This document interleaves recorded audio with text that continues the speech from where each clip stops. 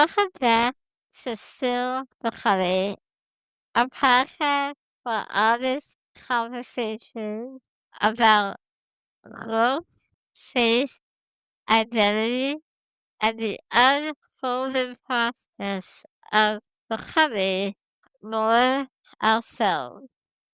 Today's conversation speaks to resilience, identity, and faith in the face of medical trauma. I have the pleasure of being here today with Joy Kue.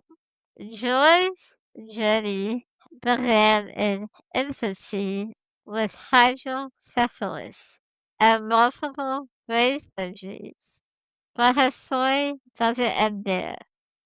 It unfolds through growth, advocacy, and the powerful truth that we are more than any diagnosis. Joy, we are so glad to have you here with us today.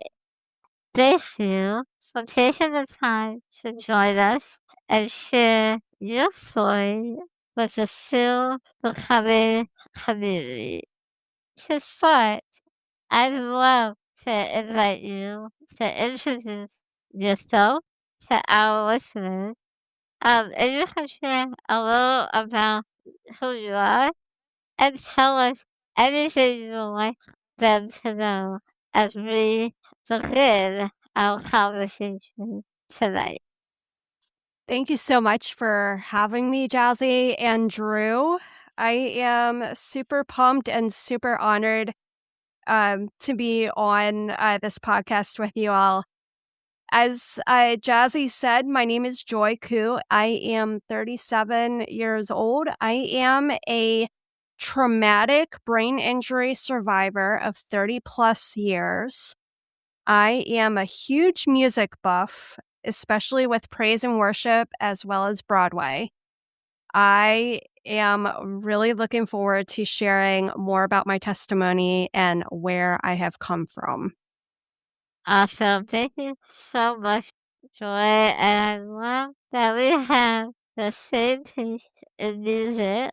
I also love praise and worship, and I love Broadway. I am a huge Broadway nerd. That is one of the things, honestly one of the things that I am always, always, always pumped about. There is never a day where I am not listening to my Broadway music. I have been involved with a number of stage productions over the years, and that is one of the many things that I am, quite frankly, very fortunate to have had a lot of experience with, especially with my traumatic brain injury experience that I've had for my entire life. One of the things that I never could picture myself doing is getting on stage for a stage production or even getting on stage with my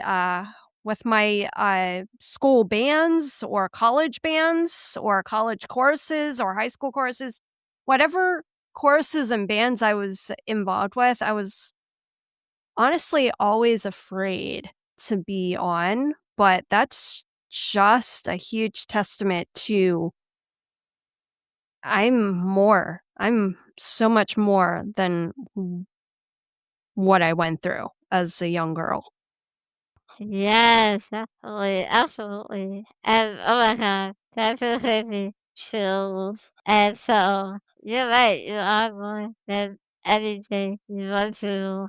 And that's really what we're going to talk about today in this podcast. So thank you so much for sharing your connection to like your brain injury and how music has helped you do that.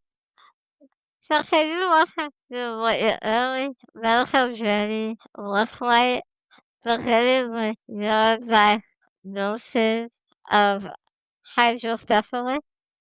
Yeah, I would be more than happy to share that with you. So I don't have a whole lot of information because I was so young and so little. Um, I was still an infant when I was first discovered to have had hydrocephalus, and I remember some stories that my mom and dad told me when I got to be a little bit, old enough, and I was able to actually comprehend and understand what had happened when I was a wee little baby. Mhm. Um, it it took a lot.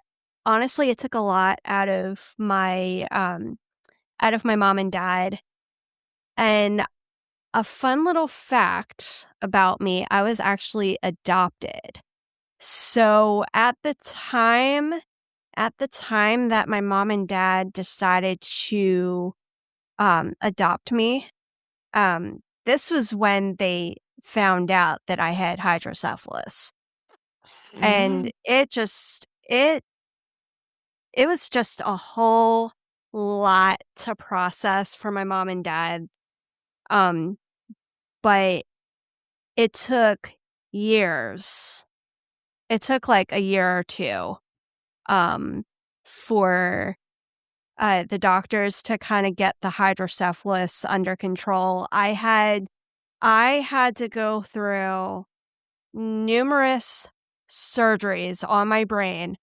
Many of I actually can count all of them probably on one hand. That's how many there were. I can count them all on one hand.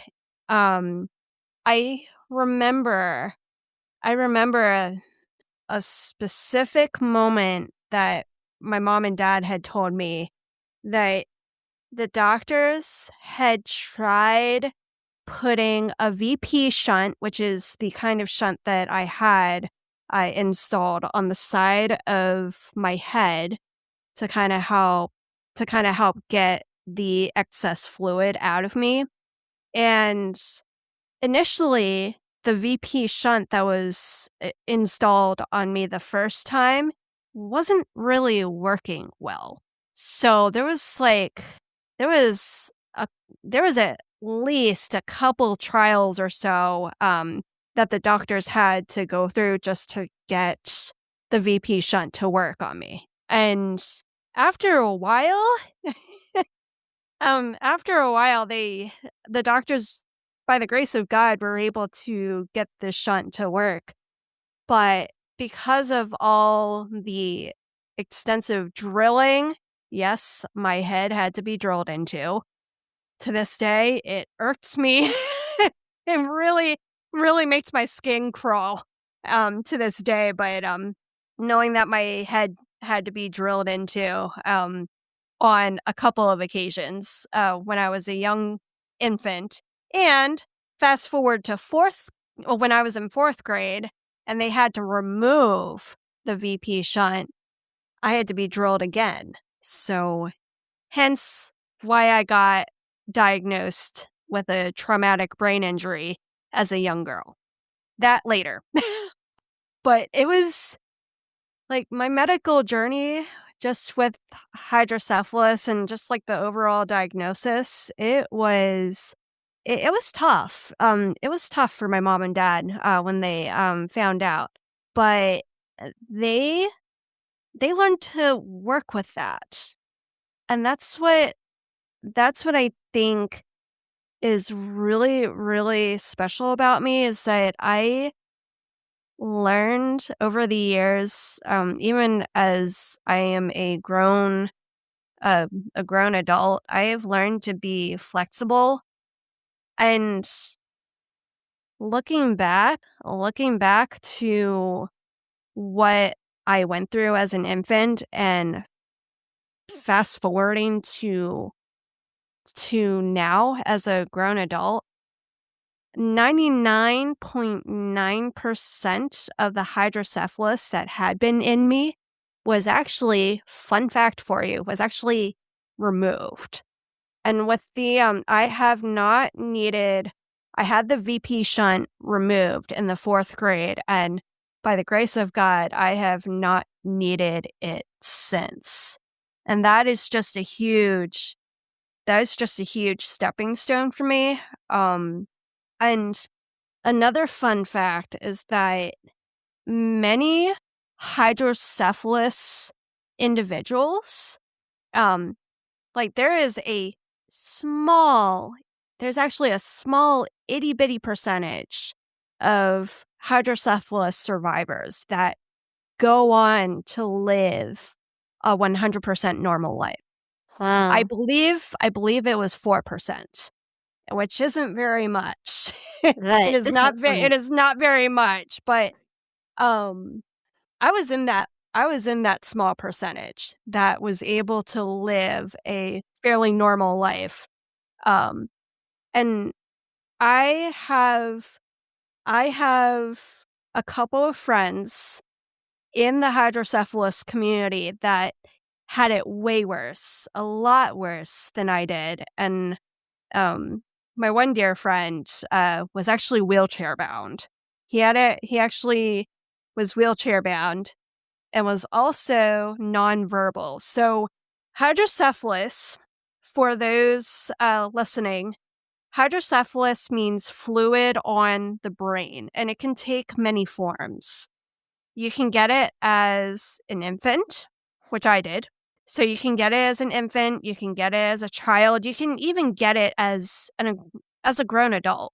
Um, and depending on the severity of the hydrocephalus, you could be totally normal, you could live a normal life, or you could be like my one friend who was nonverbal and was wheelchair bound.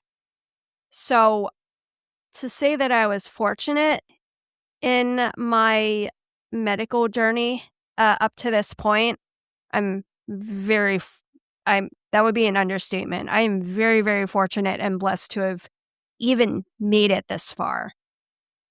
Absolutely. That is such a miracle. And, you know, I just like so find out that your parents, when you're fortunate enough to have good parents that adopted you and they found out you had this condition and they did everything they could to help you. Even though I'm sure it's traumatic for them to have you home through all that at such a young age.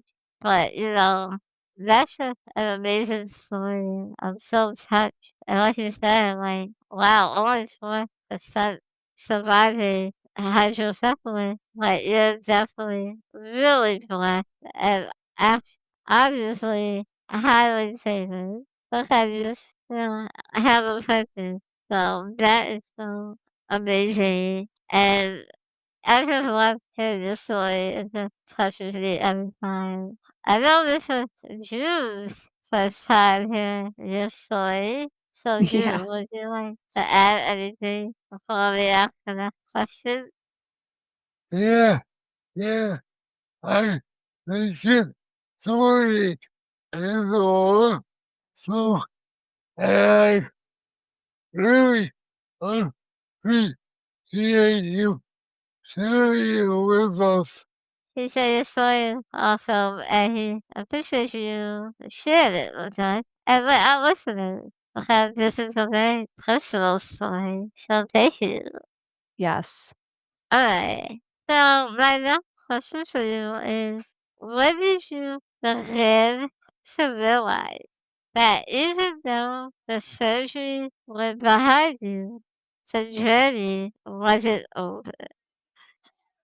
It's honestly, I think what really kept me going, as soon as my last surgery was done, getting the VP shunt removed from my brain, back in the 4th grade, um, it was, as the saying goes, grinding, just constantly grinding, every day, and each morning each morning that I would wake up and uh, put my feet on the floor was just another was just another day of thinking, "Oh, wow, I actually made it another day." Because I'm always as a survivor of traumatic brain injury as well as hydrocephalus, I'm always concerned that, 1, my clumsiness is gonna take a hold of me, and 2, I'm always trying to be I'm always trying to be careful of where I place things and how I walk, because one of the issues that I have as a traumatic brain injury survivor, one of the issues I've always had was balance. I have it's bad.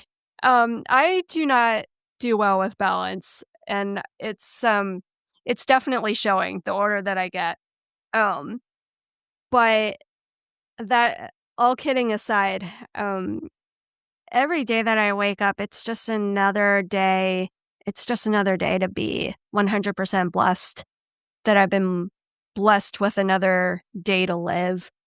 Um, I maybe call me crazy, but I I think I honestly thought that I wouldn't make it through the surgeries because of all the surgeries that I had to go through. And like I said, there were so many of them I could honestly count all of them on one hand. But God has a plan in what we do in our everyday lives, and I truly believe that after my last surgery that I had done back in the 4th grade, I knew life wasn't over for me because I had plans of what I wanted to do. I mean, I was in the 4th grade. I still had my whole life ahead of me. I was just about to finish elementary school and move on to middle school and high school and beyond and whatnot. And it probably took me a little bit of time to realize because I really only had my mom, my dad, and my brother to support me um for that earlier time so that was really the only sources of support that I had. um they helped me. My mom, my dad, and my brother, all three of them helped me to realize that I am so much more than what I went through as a young girl. And I think that my mom, my dad, and my brother, all three of them had something to do with where I'm at today. I love that so much. Yeah, you're right. I think they do play a big role. And I think sometimes, when we're surrounded by family and people that actually care about us, they do have an impact on how we see ourselves. And so I'm glad you have that familial support. And even though you say, like, I just have a mom like that, my brother, I feel like that's how you really need it, right? And they help you get through some of the hardest times of your life. And, Mhm. just hearing you talk about the surgery and, like, I can't believe how many surgeries you have to go through at such a young age. And yes, it Mhm. caused traumatic brain injury, but it didn't affect, like, your intelligence and like, you said, in the 4th grade, you had all these life plans of like, "Oh, I know what I wanna do when I grow up." So, I definitely think God was always with you, Mhm. and He gave you those, like, visions, those she knew we were gonna be here for a rem to serve a purpose, and you just share your testimony with people in probably a purpose, I think. And it's just so powerful again to hear your story. And it's really a profound, remarkable story. So yeah. Thank you for coming on that. I So love when you say about God. Have you lived where you are to cry? I believe that too. No, that's amazing. yeah. Yeah. Yeah, I think I have a plan for each of our lives, and so yeah, that is really amazing. Have Victoria with those invisible talent to say how you saw yourself. That's a really good question. And believe it or not, that's actually the first time that's ever been asked to me. So that actually getting the opportunity to answer that question, I'm be more than happy to answer that for you. Oh man. Growing up with invisible challenges, like period, is for years, that's all I could really like that's honestly how I defined myself, really. Um and it's bad. It's really, really bad when you take something that's not necessarily invisible but subtle, like really subtle. Because I honestly, one, growing up, especially with the invisible challenges, I half the time never fit in.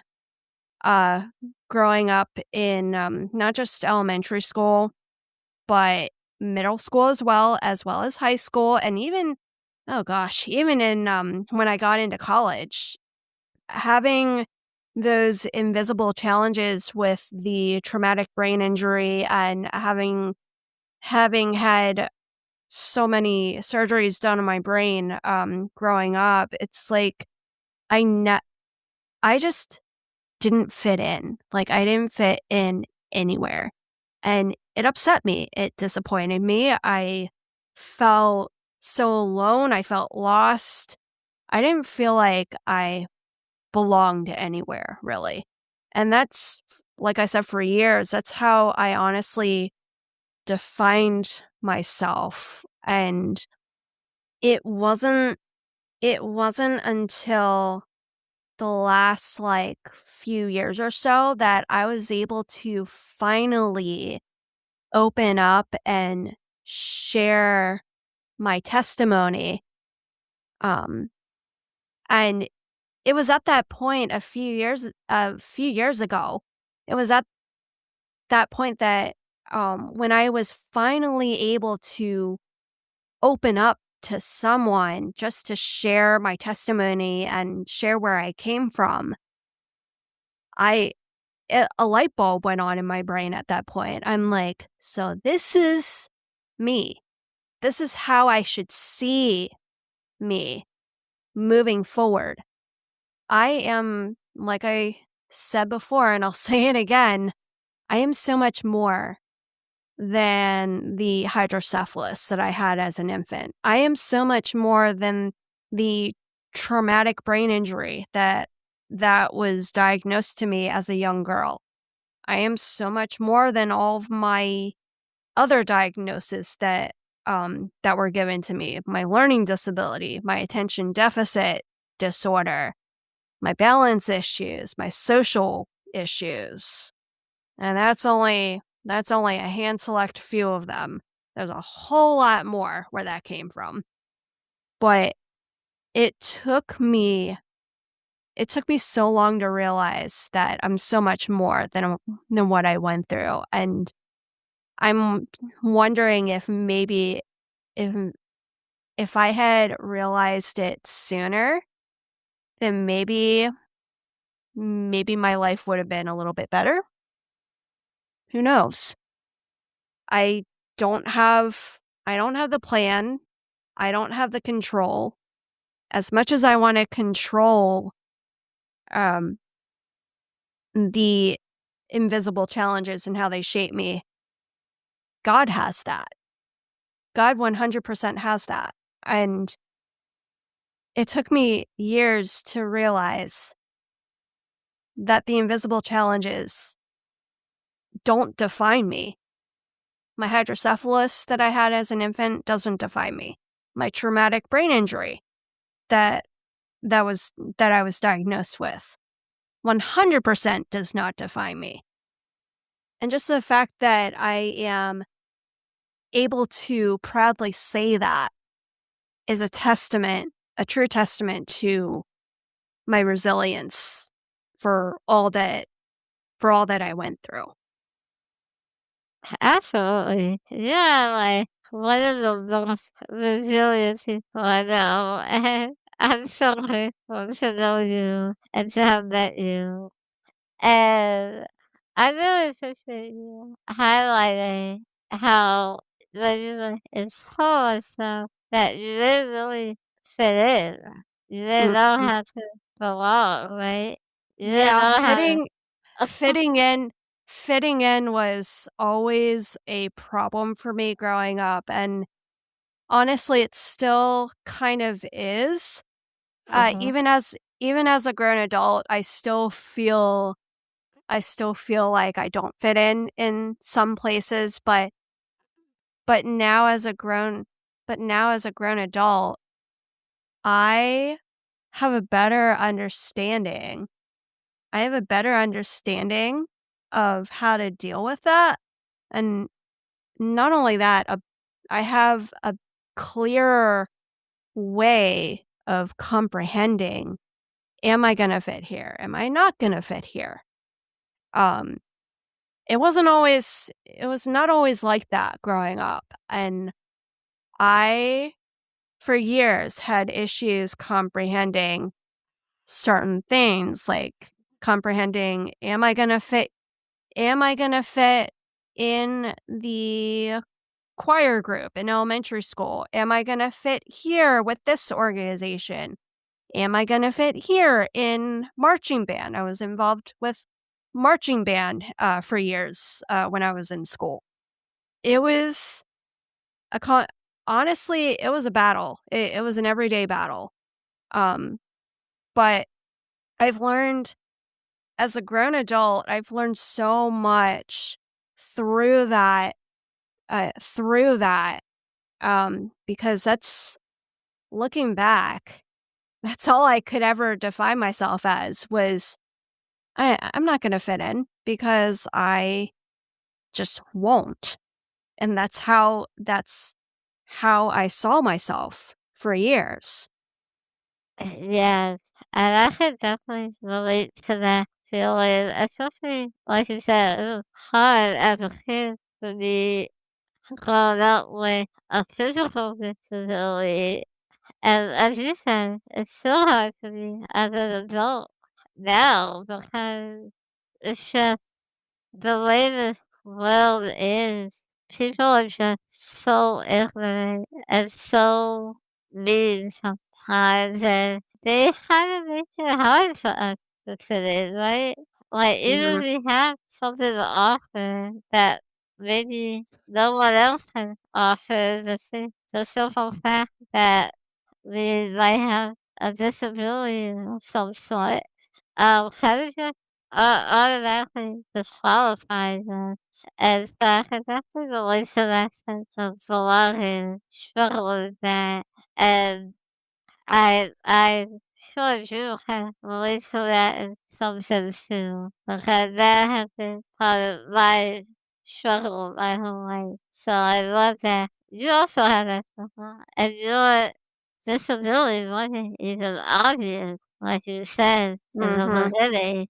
But yeah, you just had differences that I love how you said, I have to understand the world around me, but also I feel like sometimes the world around us they should try to understand us as well, and understand that we all come in different shapes and sizes.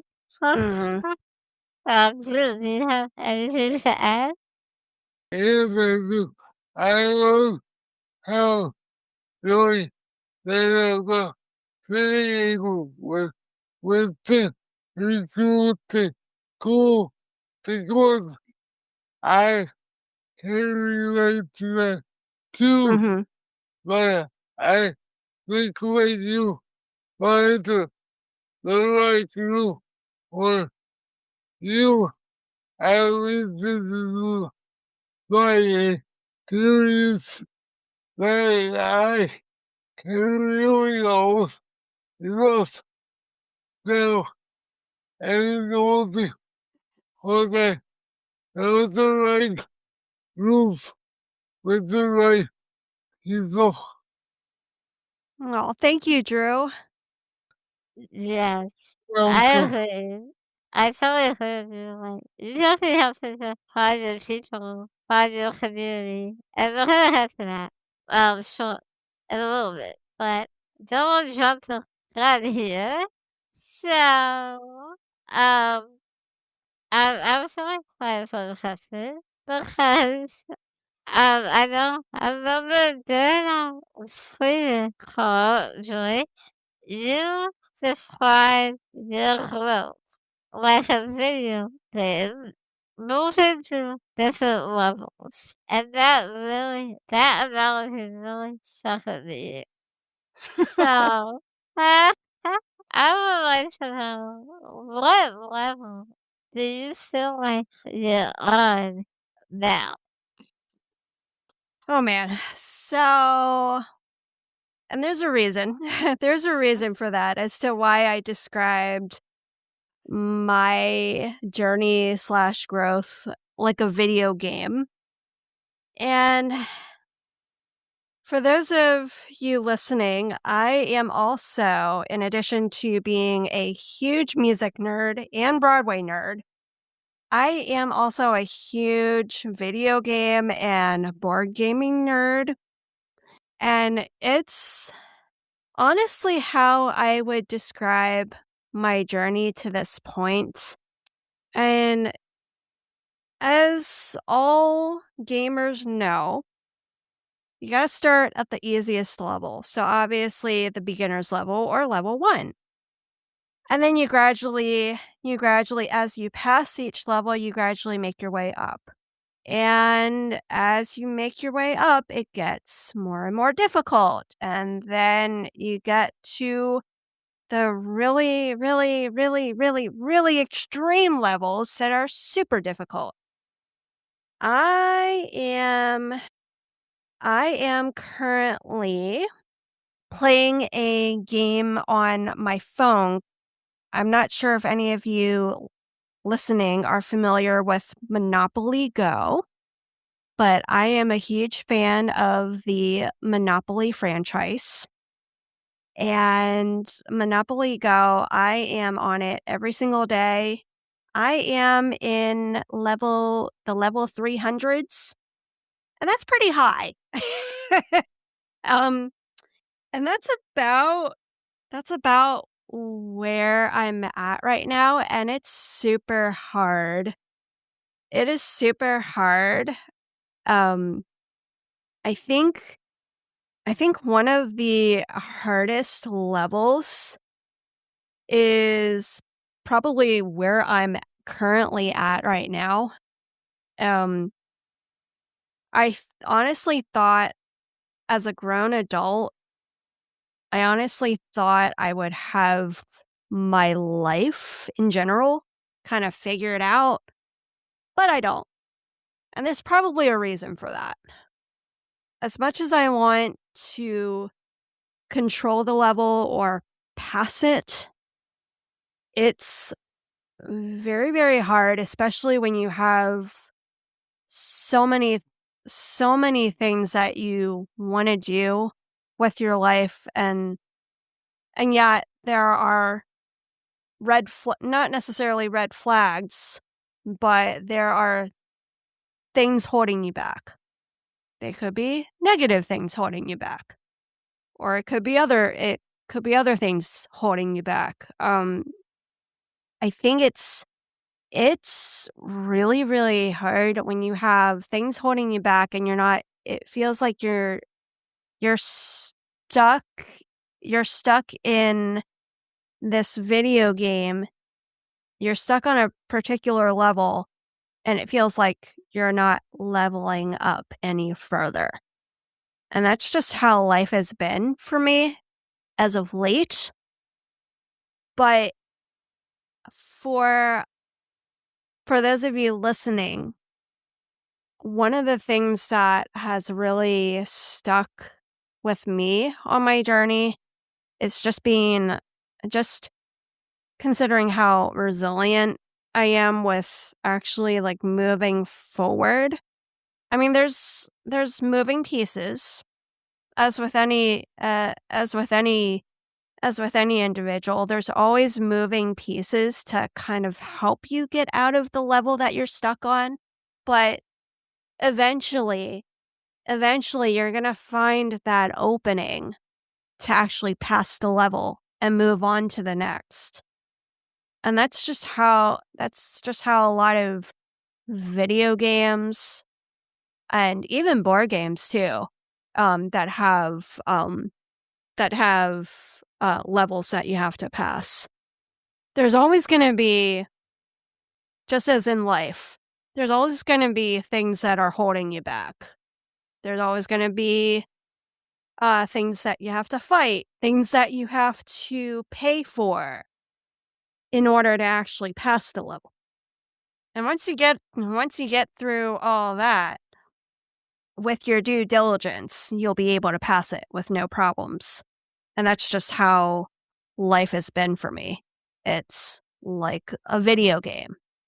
And I know, Jazzy, that spoke to you during our screening call, did it not? It definitely did. Even now. What? Yeah, yeah, and it's considering the amount of board games and video games that I have played over the years, and now that I am a married woman and I married into a family that does play a bunch of board games and video games on a day-to-day basis, that is 100% how I would describe my journey to this point, is a video game. There's different, like I said earlier, there's different levels. And with each passing level, it gets more and more difficult. But with the right items, with the right, I guess, money, or however the video game is set up, with the right amount of items and things, you'll be able to pass it. Yeah, that makes perfect sense. That is the best analogy I've ever heard in my life. And it will always stick with me now. I'm definitely gonna use that as a social method when I'm helping people figure out their Do it. life. Yeah, Ah. do it. And if you want, you can even quote me if you'd like, because I I truly will. believe I will.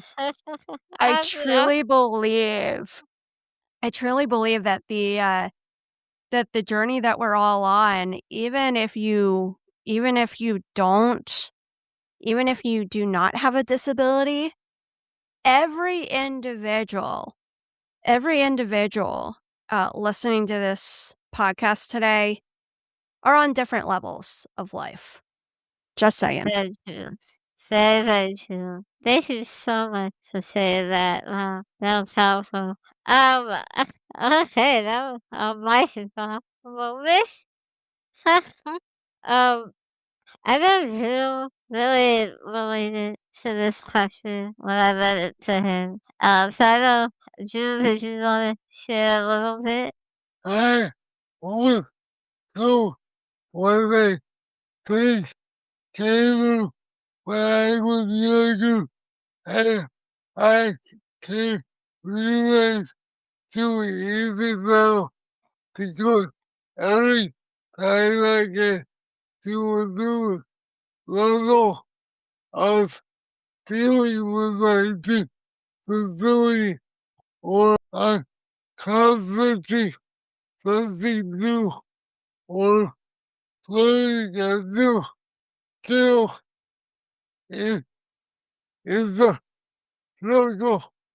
But once I get it, I my body remembers it and then I go to a new level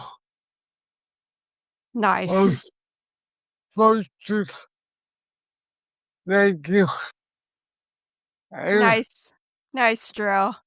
and there was one thing, one, one example I wanted to talk about. When I was younger, every time I touched my feet, used to shoot straight out in front of the, and it was a constant struggle to keep them on my wrist, and I never used to be able to do it consistently, no matter what I did. So finally, when I was about 35 years old, I slowly started to keep them on the wrist, and then it just got better and better until now I'm 42 and they barely move onto the wrist at all. So I consider that one of my biggest conflicts with my body. Oh, thank you, Drew. Yeah. So what Drew Oh. just shared was that for most of his life, when he was younger, up until he was around 35, um, he every time you had cerebral palsy, for those who don't know. And so every time he saw when he was younger, his feet would shoot out in front of him, and then Mhm. someone would have to put his feet back on his footrest. Oh, Um, man. yeah. So it was very frustrating for him. So I kind of required constantly someone put his foot back on his footrest. But then Oh. he figured out how to basically control it to the point where it stopped doing that. And now he's 42 years old and it doesn't do that hardly anymore. So he feels And like, that alone, that is a beautiful, testimony that, Drew just shared. That was absolutely beautiful. yeah, yeah, it is. So he feels like that was one of his accomplishments in his life as far as being able to control his own body in a sense. Mhm. Yeah. So beautiful.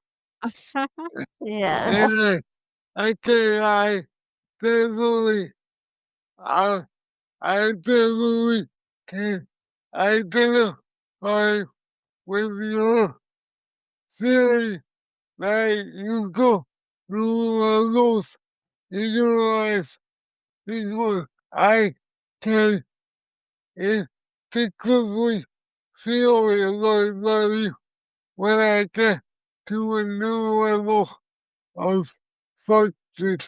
Yeah. Yeah, Oh. he said.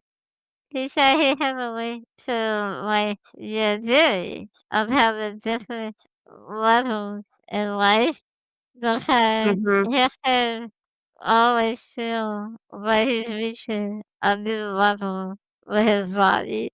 Oh. Yeah. So that was you, 2 cents.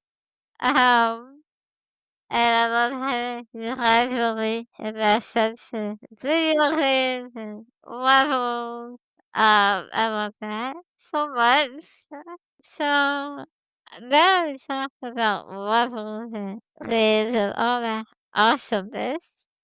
I would like to know how do you define becoming in your life? Becoming I think of becoming as it's an it's an everyday process. It's never it's never ending. You're always doing I'm always doing something each and every day that gets that gets me one step closer to what I'm meant to be, what God wants me to be. It's becoming is not a race. It's more like a journey to me because there are so many factors, good factors that are always happening, that are always happening for me that get me closer and closer and closer to how I actually want to live my life. I love that. Thank you. Yeah. That's so beautiful. That's well said, That's great. And okay. That's the best honestly, the best way I can describe it. Yeah. No, that's great. I love that. Um, definitely. Okay, so you shared that what the honey means to you so beautifully. So curious to know at what point did your story shift from something you were surviving to something you wanted to share? So, yeah, I kind of went over this earlier on, but I can reiterate some of the key points of my journey. It was really hard in the beginning because I didn't have a lot of support growing up. The only support that I had really was my mom, my dad, and my brother. That's basically all I had to support me. And they were my main advocates growing up when I was in elementary school, when I was in middle school, and when I was in high school, and even while I was in college too. And then and then about a year or so after I graduated from college. So I graduated from college in May of 2011, and then about a year or two after that, I had been at my college for a concert, and at the time, I had met a I had met a friend of mine who actually I'm really close to now. My friend Christabel Braden. So shout out to you, Christabel, if you're listening to this. She is the one that actually encouraged me to share my testimony. She was the one that got me connected to the traumatic brain injury community back in, I'd say about 2013, 2014. I forget the exact year that that Christabel and I met, but it wasn't long. It was not long after my friend Christabel and I met that she got me immediately hooked up with the traumatic brain injury community, and then it my journey basically shot off from there. Um, I think I think it was like 2022, 2023, something like that, that I was finally able I was finally able to open up because I had never shown any interest in sharing my testimony. And it wasn't until a few years or so after my friend Christabel um, got me connected with the traumatic brain injury community. It wasn't until a few years or so later that I was finally able to be comfortable enough to actually share my testimony with someone. And it took a lot out of me to share because I was for years I was so afraid of sharing it because I was concerned of how would the person react? Would I get negative feedback about what I went through as a kid? I had all these negative thoughts going through my brain, and it was really those were probably some of the toughest years, not being able to share my story, knowing that someone else out there could be suffering through the same thing that I was. And all it took was my good friend Christabel Braden and her nonprofit Hope Survives, which has been a huge godsend. Now her nonprofit Hope Survives has been around for a year now. They just celebrated a year. And before that, it was just called Hope After Head Injury. And by the grace of God, I had been there from the very, very beginning, when they first started issuing out more and more support groups, that were kind of subgroups to the nonprofit as a whole. And they still do them, which is a huge blessing. And being a part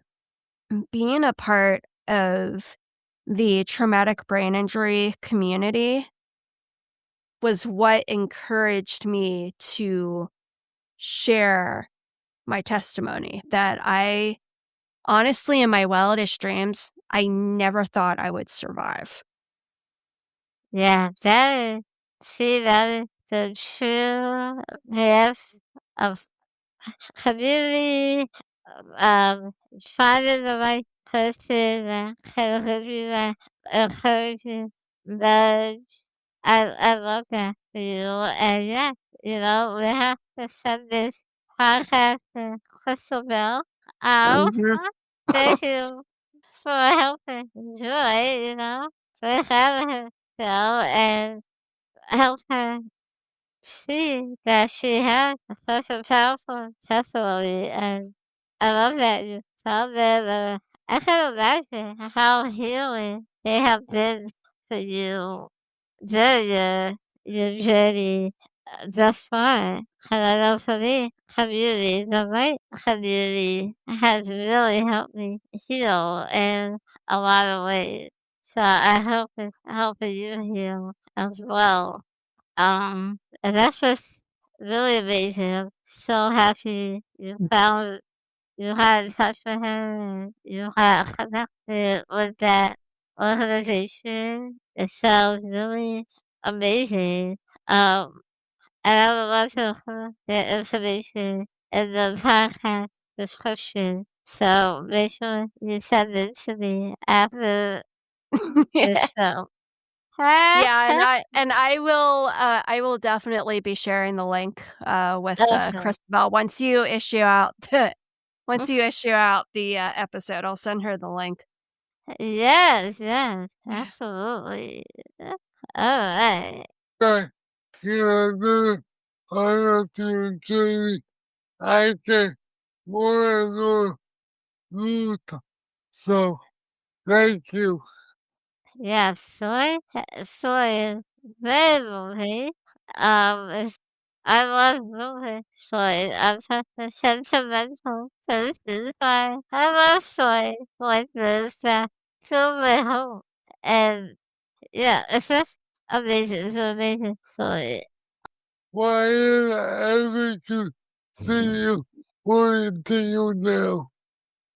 I think advocacy is just one of those things that it's the only way that others will actually know more about where I come from. And it's becoming more and more evident, even now as a grown adult.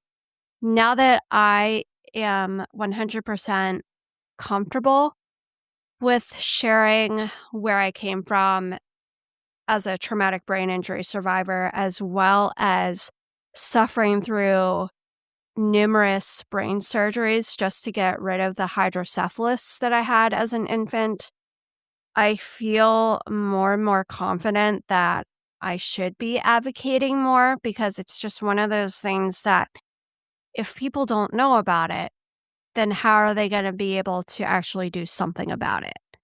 And advocacy is a way that not only letting other people know about what I went through growing up, even into my adult years, but also delivering like the knowledge that others need to know about a not so known disease or a not so known disability. Because not many people know that I have a traumatic brain injury.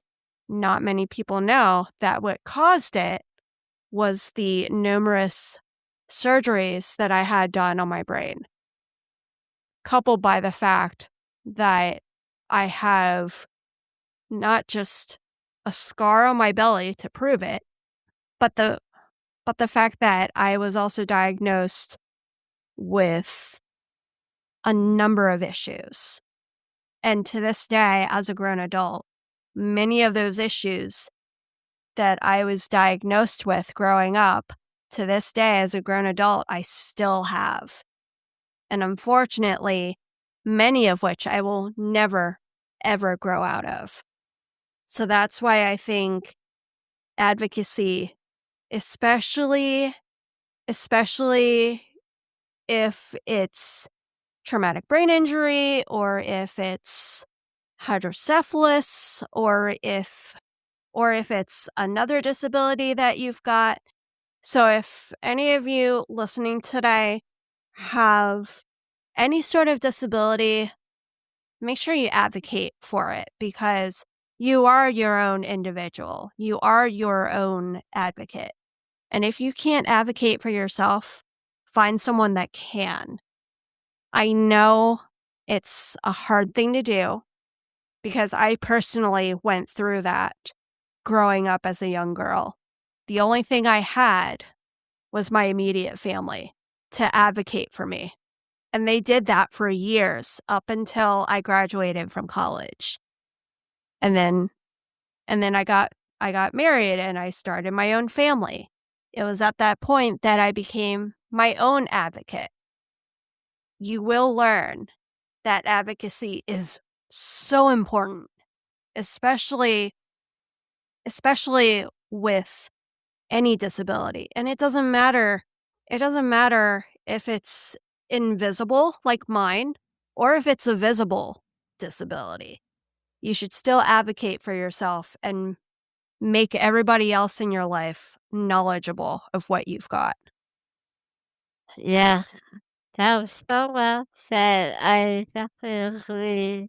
And yeah, we do have to advocate for these rare conditions, rare diseases, to get more acknowledgement, more treatment, Mm-hmm. more more make people pay more attention to these things. And I love how you said we have Yeah, and to above be. all else, like it doesn't matter the kind of disability that you have. It's a lot of a lot of the disabilities and diseases that are out there need more research. Yes, Need more yes. research. And I know that hydrocephalus and traumatic brain injury are pretty high up there as far as research is concerned, but there are so many others out there that could use the Mhm. same. Yeah, absolutely. Thank you for highlighting that for real. Do you have anything to add as far as advocacy? I know you're an advocate. Thank you, Joy. I love that you're so passionate about advocating the challenges you went through because you don't know if the person looking at the thing they get so fortunate is that they know they're not alone and that there are other there are other out there with their particular disabilities and they just have to get connected to them and then they can be part of the community that really understands them and their needs. Oh, Yeah. thank you, Drew. Yeah, I agree too. Definitely, it's helpful to know, like, there are people out there to help you, right?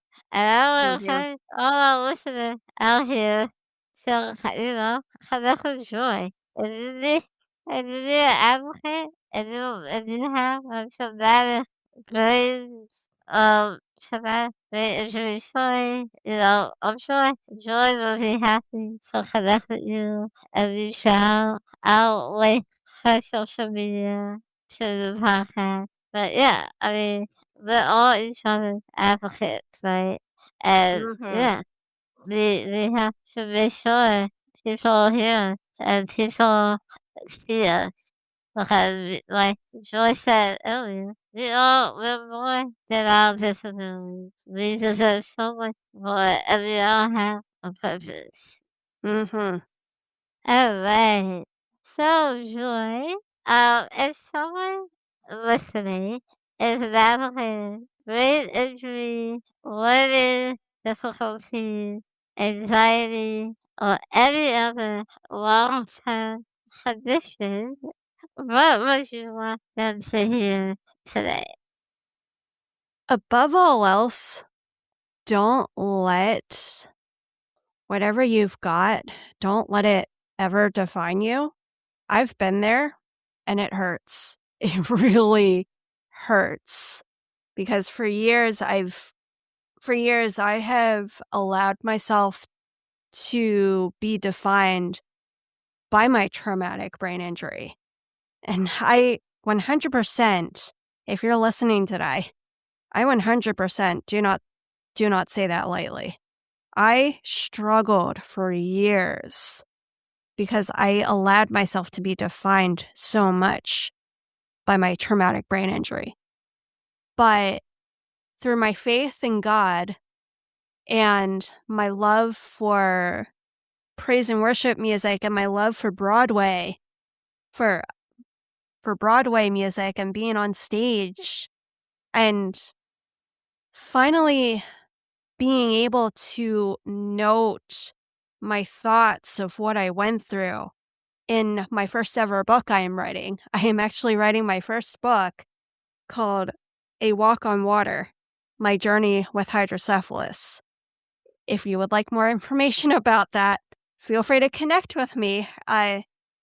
Jazzy will be connecting my socials to this. So feel free to reach out to me. I would love to give you more information on my upcoming book. I have yet to finish it, but I am slowly writing down all of my thoughts and ideas that have basically come up over the years throughout my recovery. And if there's one thing, navigating brain injury, as with any disability or disease, don't be afraid to share your story. Don't be afraid to share your experiences with others. And don't be like me and keep your story under wraps, because I guarantee you that there is someone out there just itching to hear where you've come from. Take it from me. Write all your thoughts down. Reach out to someone and share your story. Wow, that's beautiful. You have it here first. Joy invited him to work. So I also that. I'm so excited for that. But yeah, no, seriously, there is power in sharing our stories. You don't know who is out there that can relate to your story. So like, I could enjoy. Don't shy away from sharing your story. Your story can change someone else's life. You know, Mm-hmm. Give them hope again. So yeah, definitely. And if you want to be a guest and share your story on the podcast right here, we would love to have you.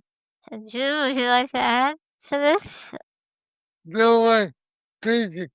You really said it perfectly in Japanese. Okay, good. Thank you, Drew. Mm. Thank you so much. Oh man. Alright. So to wrap things up, my final question for the night is my actual favorite question. Who are you becoming right now? I am becoming more of a positive person now than I've ever before. Growing up, I had always doubted myself, but I feel like with my faith, with the way that my faith has been and my resilience for moving forward in life and not really letting anything get the best of me, I feel like I'm becoming more of a positive, optimistic kind of gal than what I used to be. And that's saying a lot considering all of the stuff that I went through growing up.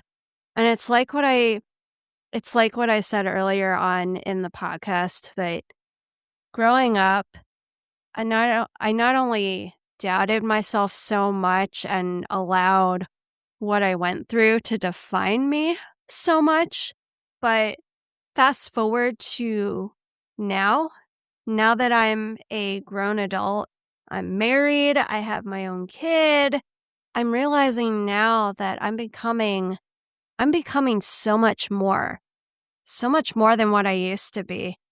I'm a mom, I'm a wife, I am writing my first ever book where I share more about my journey, and I would love to share more about that with any of you listening today.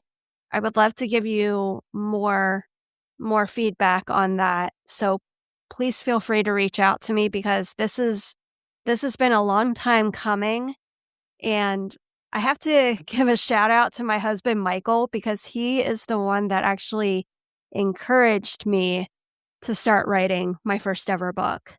And I am super excited to not only share my testimony more now than ever before, but I am becoming more of an advocate, more of a positive, optimistic advocate that I feel like someone out there could use to hear my story.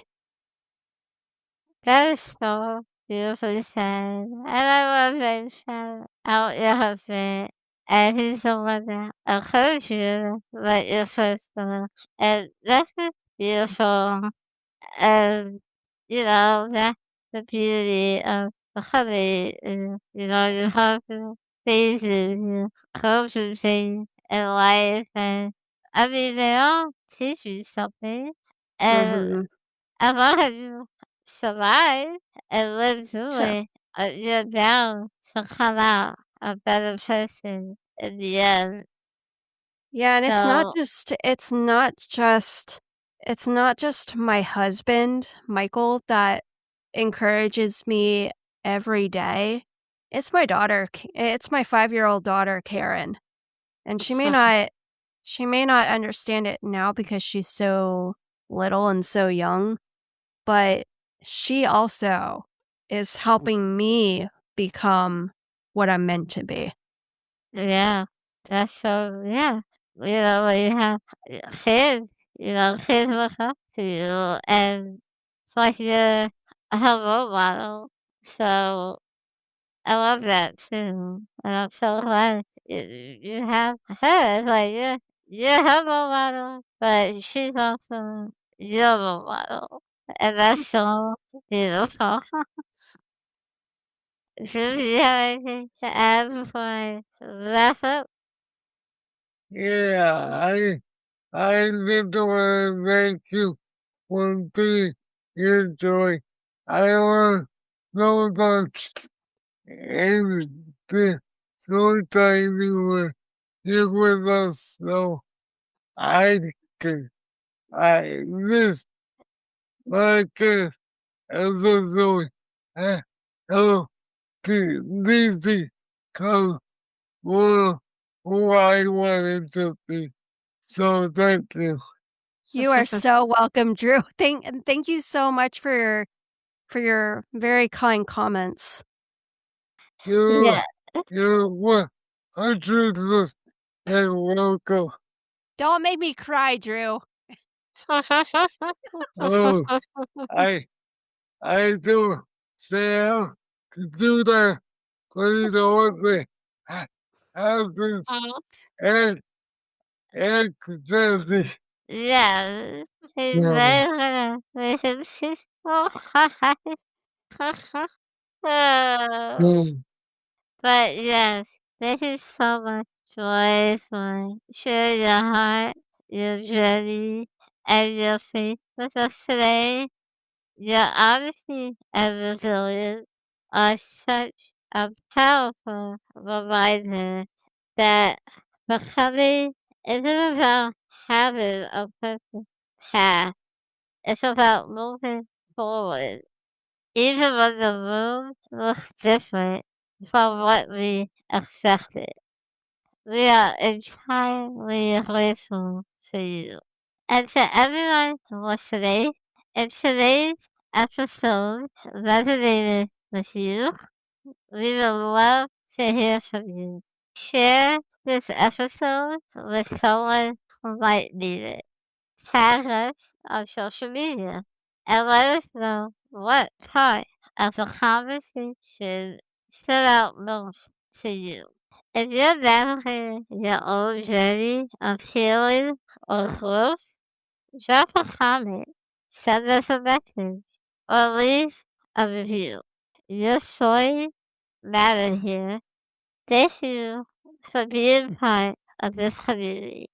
Thank you for showing up for yourself. And thank you for growing with us. Until next time, be gentle with yourself and enjoy the process of becoming.